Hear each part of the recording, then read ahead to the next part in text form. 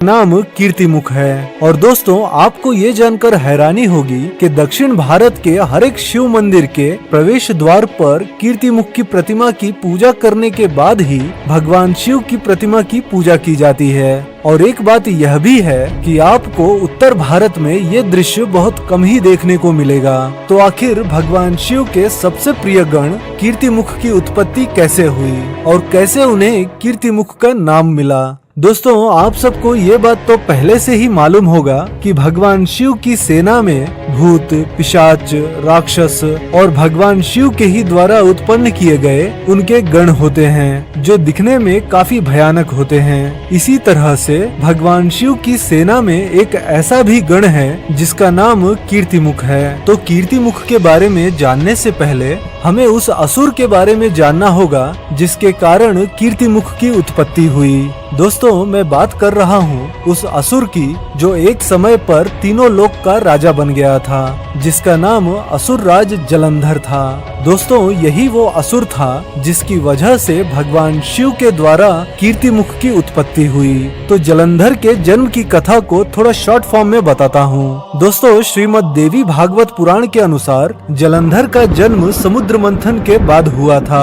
तो समुद्र मंथन के बाद एक ऐसा समय आया जब भगवान शिव इंद्रदेव के दुर्व्यवहार से क्रोधित होकर इंद्रदेव को भस्म करने के लिए अपना तीसरा नेत्र खोले थे। तब इंद्रदेव के साथ मौजूद देवगुरु बृहस्पति के द्वारा क्षमा याचना करने पर भगवान शिव ने अपना तीसरा नेत्र समुद्र की ओर मोड़ दिए थे, जिसके कारण समुद्र में एक भयंकर विस्फोट हुआ और उसी अग्नि से एक बालक का जन्म हुआ, जिसकी चीख ने तीनों लोकों को हिलाकर रख दिया।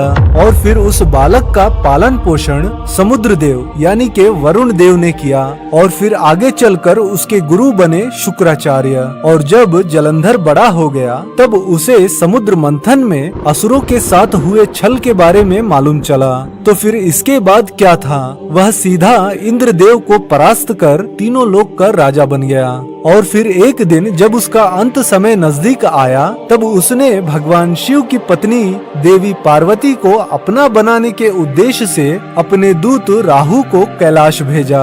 और जब राहु ने ये प्रस्ताव भगवान शिव को सुनाया तब अगले ही क्षण भगवान शिव रौद्र रूप में आकर अपने तीसरे नेत्र की अग्नि से एक ऐसे दानव को प्रकट किए जिसकी गर्जना से पूरा ब्रह्मांड कांप उठा। उस दानव का आकार इतना भयंकर और अकल्पनीय था जिसके आकार को लेकर ऐसा बताया जाता है कि उसका शरीर बहुत ही विशालकाय था, जिसमें शेर की भांति उसका मुख, लाल रंग की बड़ी बड़ी आंखें और राक्षसों की तरह फैले हुए जबड़ों के साथ नुकीले दांत। इतना भयानक रूप जिसकी कोई कल्पना भी नहीं कर सकते, ऐसा था वह दानव। भगवान शिव के मुख से उस जलंधर के दूत को जिंदा खा लेने का आदेश मिला। ये सुनकर जलंधर के दूत ने भगवान शिव के सामने क्षमा की भीख मांगने लगा। दोस्तों, भगवान शिव तो है ही दयालु। राहु के क्षमा मांगने पर भगवान शिव ने उसे क्षमा भी कर दिए और वो वहाँ से चला गया। लेकिन यहाँ मौजूद वह दानव अभी भी भगवान शिव के आदेश का इंतजार करते हुए जोर जोर से चीखने लगा कि मैं अब किसे खाऊं, मुझे भूख लगी है। बार बार उस दानव के मुख से यह बात सुनने पर भगवान शिव ने ऐसे ही उस दानव को कह दिए कि तुम स्वयं का ही शरीर खा लो। और ऐसा कहकर वे अभी पीछे पलटकर कुछ डेग चले ही होंगे तब तक उन्हें हड्डियों के टूटने की आवाज सुनाई दी। और जब वे पीछे पलटकर देखते हैं तब उस दानव का केवल चेहरा ही बचा रह गया था। और तब भगवान शिव अपने उस गण की भक्ति से प्रसन्न होकर उसका नाम कीर्तिमुख रख दिया। कीर्तिमुख, जिसका अर्थ है गौरवशाली चेहरा। दोस्तों, भक्ति की परिभाषा केवल भजन करना ही नहीं होता, सच्चे मन से आज्ञा का पालन करना भी एक प्रकार की भक्ति ही होती है। तो भगवान शिव ने अपने उस गण को यह वरदान दिए कि आज के बाद कीर्तिमुख तुम मेरे सबसे प्रिय गण माने जाओगे। बिना तुम्हारी पूजा किए मुझे कोई नहीं पा सकता।